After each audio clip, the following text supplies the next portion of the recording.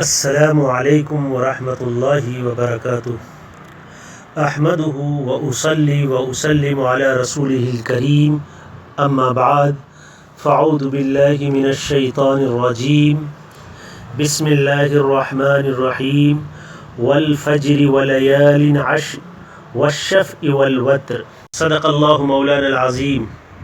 محترم سامعین کرام، سورہ فجر کی ابتدائی آیتیں 3 آیتوں کی آپ حضرات کے سامنے ہم نے تلاوت کی ہے۔ اللہ تعالیٰ نے اس صورت کی ابتدا قسم سے کی ہے۔ ویسے قرآن کریم میں اور بھی بہت سی جگہ ہیں جہاں اللہ تعالیٰ نے سورتوں کی ابتدا قسم سے کی ہے اور مختلف چیزوں کی اللہ نے قسم کا استعمال کیا ہے، اور عموماً قسم تعظیم کے لیے استعمال کی جاتی ہے، اور قسم کی ضرورت انسان کو عام طور سے وہاں پڑتی ہے کہ مخاطب اگر آپ کی بات تسلیم کرنے تیار نہیں ہے تو اس بات کو قسم سے موقت کر کے مخاطب کے دل میں اتارنے کی کوشش کی جاتی ہے۔ اللہ تعالیٰ کو یہاں اس چیز کی حاجت نہیں ہے اپنی بات منوانے کے لیے، ثابت کروانے کے لیے، لیکن اللہ تعالیٰ شانہ کا ایک ضابطہ اور طریقہ رہا ہے کہ وہ آگے جس مضمون کو بیان اللہ کرنا چاہتے ہیں اس مضمون کی اہمیت کے لیے، اور جن مخلوقات کا اللہ تعالیٰ نے قسم کے طور پر استعمال کیا ہے ان مخلوقات کی عظمت بندوں کی دلوں میں بٹھانے کے لیے، ان مخلوقات کی تعظیم اور اس مخلوقات کی تعظیم کے نتیجے میں اللہ کی تعظیم ثابت کرنے کے لیے اللہ تعالیٰ یعنی قسم کے طور پر ان چیزوں کو استعمال کر رہے ہیں۔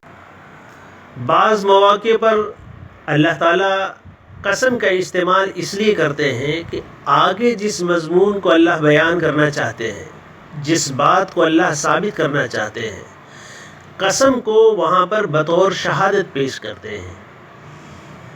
مثلا اللہ تعالیٰ نے قرآن کریم میں ایک جگہ ارشاد فرمایا، بسم اللہ الرحمن الرحیم والعصر ان الانسان لفی خسر۔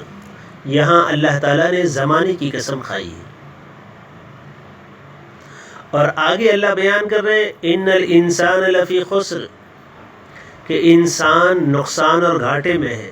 تو یہاں پر جو قسم کا استعمال ہے وہ زمانے کو اللہ بطور شہادت پیش کرنا چاہتے ہیں کہ انسانوں تم زمانے کو اٹھا کر دیکھو، تاریخ اٹھا کر دیکھ لو، انسانیت خسارے میں اور ٹوٹے میں ہے۔ الا الذین، آگے کا جو مضمون ہے تفصیلی سمجھ سکتے ہیں اس سے۔ تو خیر، اللہ تعالیٰ کبھی تو اپنی مخلوقات کی عظمت بندوں پر ثابت کر کے اس کے ذریعے سے اپنی عظمت اور اپنی قدرت ثابت کرنا چاہتے ہیں، یا یہ کہ کبھی اپنی بات کو ثابت کرنے کے لیے قسم کو بطور شہادت پیش کرتے ہیں۔ مختلف وجوہات سے اللہ تعالیٰ نے، علماء نے اس کی مختلف وجوہات بیان کی ہے، مختلف حکمتیں مصلحتیں بیان کی ہے علماء نے۔ خیر، البتہ مومنین کے لیے اللہ کے علاوہ کسی اور چیز کا بطور قسم استعمال کرنا یہ جائز نہیں ہے۔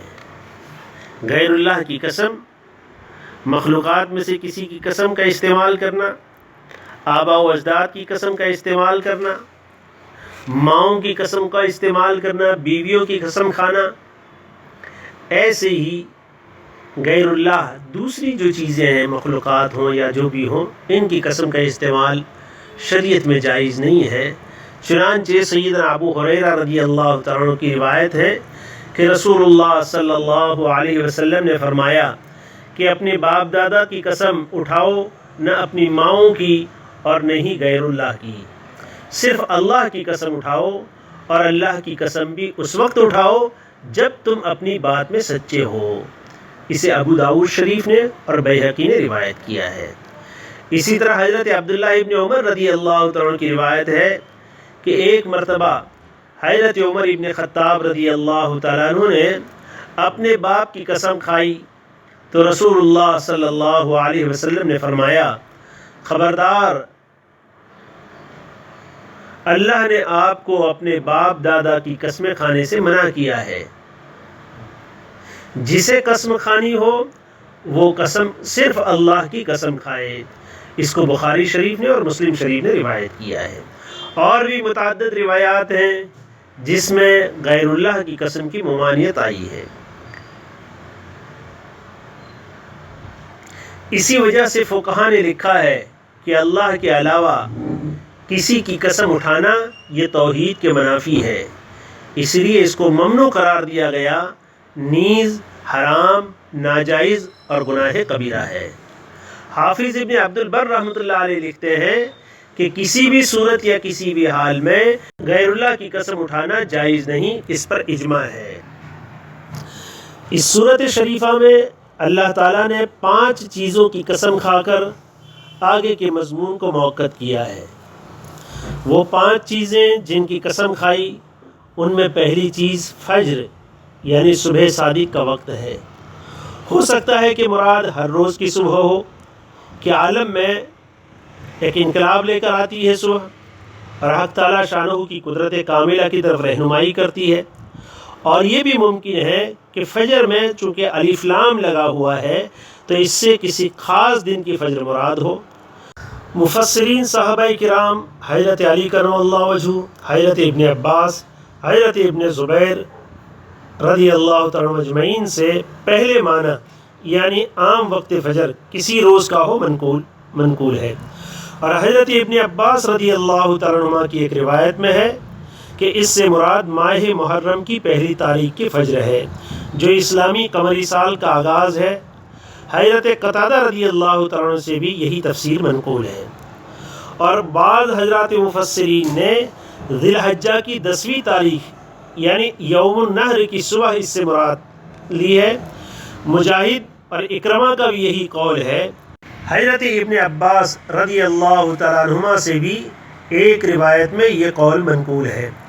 وجہ یوم النحر کی تخصیص کی یہ ہے کہ اللہ تعالیٰ نے ہر دن کے لیے ایک رات ساتھ لگا دی ہے جو اسلامی اصولوں کے مطابق دن آنے سے پہلے ہوتی ہے.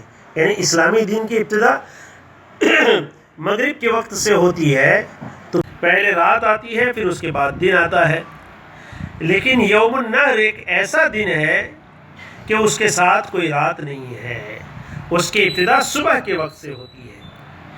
کیونکہ یوم النحر سے پہلے یعنی 10ویں ذی الحجہ سے پہلے کی جو رات ہے وہ 10ویں ذی الحجہ کی رات نہیں ہے بلکہ شرعاً یہ عرفہ کی رات قرار دی گئی ہے. یہی وجہ ہے کہ اگر کوئی حج کرنے والا عرفہ کے دن میدان عرفات میں نہ پہنچ سکا رات کو، بلکہ عرفہ کے بعد والی رات کو صبح صادق سے پہلے کسی بھی وقت عرفات میں پہنچ گیا، اس کا وقوف معتبر اور حج صحیح ہو جاتا ہے. اس سے معلوم ہوا کہ عرفہ کے روز کی 2 راتیں ہیں. عرفہ کی 2 راتیں ہیں، ایک رات اس سے پہلے والی اور دوسری اس کے بعد والی بھی. اور 10ویں ذی الحجہ جو ہے یوم النحر جس کو کہتے ہیں اس کے ساتھ کوئی رات نہیں ہے. اس لحاظ سے یوم النحر کی صبح یہ تمام دنیا کے تمام دنوں میں ایک خاص حیثیت اور خاص شان رکھتی ہے. اس لیے یہاں پر مفسرین نے 10ویں ذی الحجہ کی صبح مراد لی ہے. دوسری چیز جس کی قسم لی گئی ہے وَلَيَالٍ عَشْرٍ یعنی 10 راتیں ہیں. حضرت ابن عباس رضی اللہ تعالیٰ عنہ، حضرت قتادہ، حضرت مجاہد، سدی، ضحاک، کلبی وغیرہ ائمہ تفسیر کے نزدیک ذی الحجہ کی ابتدائی 10 راتیں مراد ہیں کیونکہ حدیث میں ان کی بڑی فضیلت آئی ہے. رسول اللہ صلی اللہ علیہ وسلم نے فرمایا عبادت کرنے کے لیے سب دنوں میں اللہ کے نزدیک عشرہ ذی الحجہ سب سے افضل ہے. اس کے ہر دن کا روزہ 1 سال کے روزوں کے برابر ہے اور اس میں ہر رات کی عبادت شب قدر کی عبادت کے برابر ہے. اس کو ترمذی شریف نے روایت کیا ہے. اور ابو الزبیر نے حضرت جابر رضی اللہ عنہ سے روایت کیا ہے کہ خود رسول اللہ صلی اللہ علیہ وسلم نے والفجر ولیال عشر کی تفسیر میں فرمایا کہ اس سے مراد عشرہ ذی الحجہ ہے. حضرت ابن عباس رضی اللہ تعالیٰ عنہ نے فرمایا کہ یہ 10 راتیں وہی ہیں جو حضرت موسیٰ علیہ السلام کے قصے میں آئی ہیں وَأَتْمَمْنَاهَا بِعَشْرٍ، کیونکہ یہی 10 راتیں سال کے ایام میں افضل ہیں۔ امام قرطبی رحمۃ اللہ علیہ نے فرمایا حضرت جابر رضی اللہ عنہ کی حدیث مذکور سے افضل ایام ہونا عشرہ ذی الحجہ کا معلوم ہوا۔ اس سے معلوم ہوتا ہے کہ حضرت موسیٰ علیہ السلام کے لیے بھی یہی 10 راتیں ذی الحجہ کی مقرر کی گئی تھی۔